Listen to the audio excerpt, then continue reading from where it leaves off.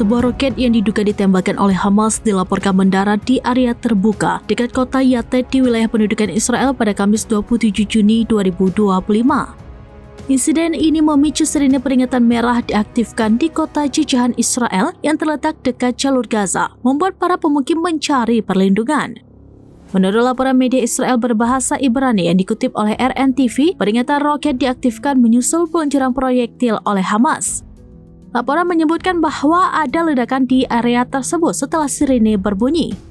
Hamas Brigade Al-Qassam melalui saluran telegram resminya melaporkan bahwa Brigade Syahid Abu Ali Mustafa bersama Brigade Nasser Salahuddin telah menargetkan situs militer Zionis Nakhal Oz di sebelah timur kota Gaza dengan 2 rudal kaliber 107 mm. Mereka menegaskan serangan ini sebagai respon berkelanjutan terhadap kejahatan pendudukan Zionis terhadap rakyat Gaza.